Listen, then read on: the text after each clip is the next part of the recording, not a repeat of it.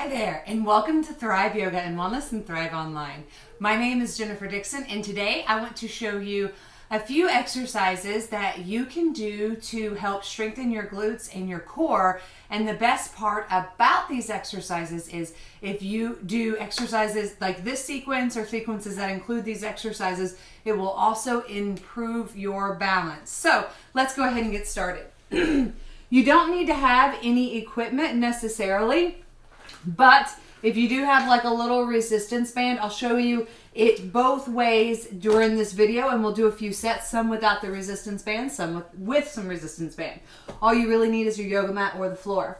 So let's go ahead and we're going to get started on our backs. The first thing we want to do is start to fire up the transverse abdominals. So go ahead and you can put your fingers underneath the low part of your back and press your low back into the mat. That's going to really fire up those transverse abdominals. You'll also notice that your tailbone starts to lengthen down some as well.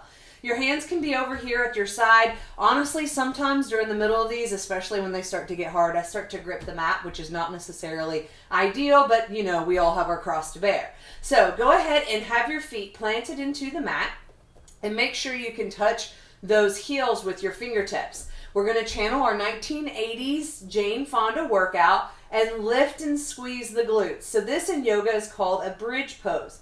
Now this right here is working your hammies and your glutes, and it really gets the glute medius when we start to add some of these exercises in. You're going to notice as you hold this posture, your glutes are going to start to fire up, as will your hammies. Now if you'd like to make this a little juicier, you can put the band around your legs and do some pulses out. But for this set, I'm going to just squeeze and hold for another 5 counts. And trust me, it's actually fairly challenging. You're helping to lengthen down through the tailbone to help really fire up the glutes. Now, shimmy those feet a little bit closer together. That'll help to aid the glute that's going to be standing. And you're going to push that left foot into the mat as you raise the right foot up into the air. Now let's go ahead and do some dips for 10, 9, 8, 7, 6, 5, 4, 3, 2, 1. Don't let the bottom drop. Lift the left leg up for 10, 9, 8, 7, 6, 5, 4, 3, 2, 1. Don't let the bottom drop. Lift that right leg back up.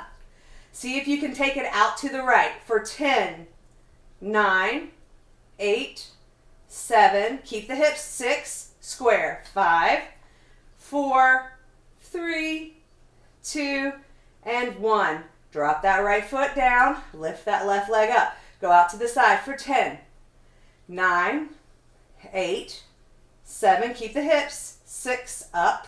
5, 4, 3, 2, and 1. Keep those hips up for 5, 4, 3, 2, 1. Go ahead. Set the bottom down. Bring those knees into your chest. Your bottom should have been talking to you. Now, if you have bands, go ahead and grab them. Put them on above your knees. And again, if you don't have bands, that's okay. Some people find these bands kind of uncomfortable, so if you separate them all out, then that reduces some of the pressure, but it doesn't bother me that terribly bad, so I'm not going to mess with it. So here we go. We're going to do that exact same set, but this time with the band that's going to help to activate along the outer parts of your bottoms and your legs. So lift those hips up and let's hold it here.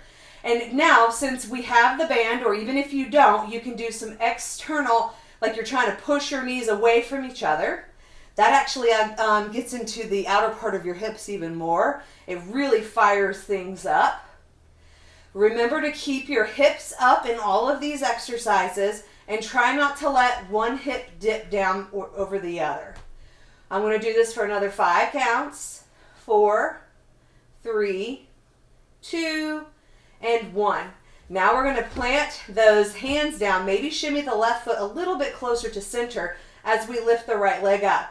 And dip for 10, 9, 8, 7, 6, 5, 4, 3, 2, 1. Drop the right leg down. Keep the hips lifted.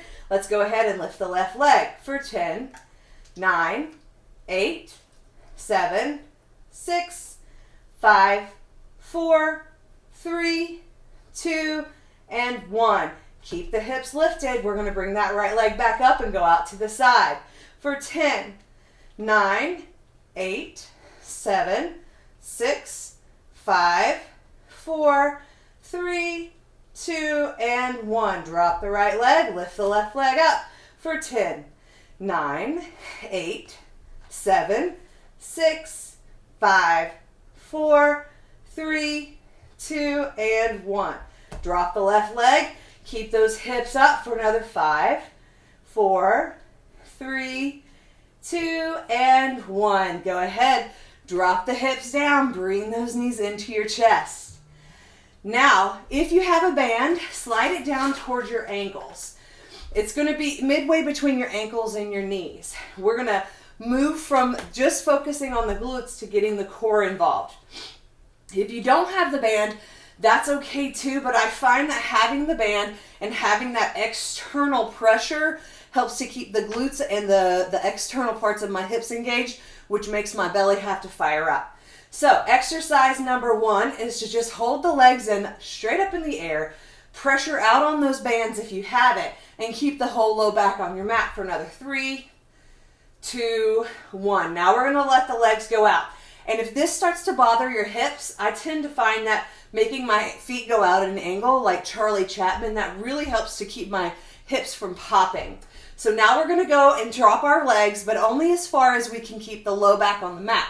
So as soon as your low back starts to pop off, stop going down any further than that. So let's see if we can do, what do you think? I think we can do 15. So here we go, drop it down, but only go as low as you can keep the whole low back on the mat. That's 1, 2, 3, 4, 5, 6, 7, 8, 9, 10. 5 more. 11, 12, 13, 14, and 15. You may have noticed that the lower part of your booty and the outsides of your thighs and maybe even into your hamstrings started to fire up if you had the band and you were pushing out on it. That's another reason why I love using the band for these. Now, second set, you can do the exact same thing, or you can take your hands directly overhead. And if you have some weights, here I have 2 5-pound weights. You don't have to use weights. You're going to take your hands straight up overhead, with or without the weights. Remember, your feet are actively pushing into the band, and if you don't have a band, you're actively sending your energy out without letting your legs splay out to the side. If you have a weight, those hands are straight up overhead, and then you look straight up and bring just your shoulders up off the mat. Now, leave your shoulders off the mat, hands straight up in the air with or without weights, and let the legs go down for another 10. Try not to let the low back come up off the mat. 2, 3, 4, 5, 6, 7, 8. Good job. 2 more. 9 and 10. Beautiful job. Now we're going to do some like my twist on bicycles. Don't roll your eyes. I love bicycles. You don't have to have the band. You can do them without. But if you have the band, what you're going to find is in order to make it work, you have to pull your legs apart, which again activates the outside of your legs. So take the band and put it across the outer part of your feet. Now normally when you do a bicycle, you're kind of just going out and back, right? Well, with the band, in order for the tension to stay there, you have to have that external pressure out as well as the movement forward and back. Step 1, you can lean back on your hands and practice it if you like. So it's almost like you're going a little bit in a circle as well as forward and back. If you've got enough strength, assume your boat pose position, Navasana. So your knees can also be bent here because we're about to bicycle. Hands are out in front, palms slightly facing each other. Now, let's try 15 each side. That's 1, 2, 3, 4, 5, 6, 7, 8, 9, 10, 11, 12, 13, 14, 15. Whoo, yeah. Hopefully that got you fired up in the core and maybe even into your hip flexors. Let's do one more quick ab exercise that will really help to create a sense of where you are in space and time, proprioception, but it really fires up the core. Plus it's fun. If you have kids, they're going to think this is hilarious. So in Pilates, they do these like rollovers. They call them back massages, where you hold onto your knees and you roll forward and backwards.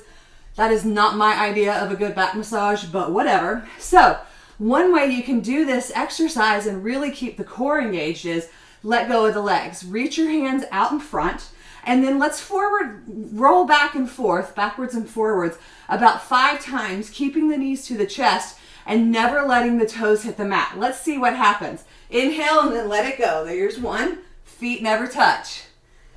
In 2, balancing here at the seat, and 3, keep those knees in, and 4, this is fun, and 5, beautiful. Keep those feet up off the mat, and we're going to hold it here for 5, 4, 3, 2, 1. Let's do a few more non-straps bicycles. There's 1, 2, 3, 4, 5, 6, 7, 8, 9, 10, 11, 12, 13, 14, 15.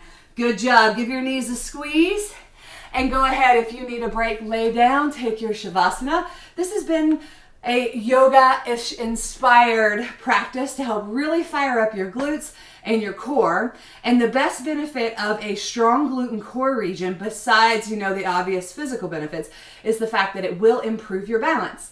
I hope you liked the video. Make sure you subscribe to this channel because we do put out new content nearly every day. And I can't wait to see you inside the Thrive Online community. You can find out more at thriveyogaandwellness.com/thrive-online. Thanks again, you guys. See you soon.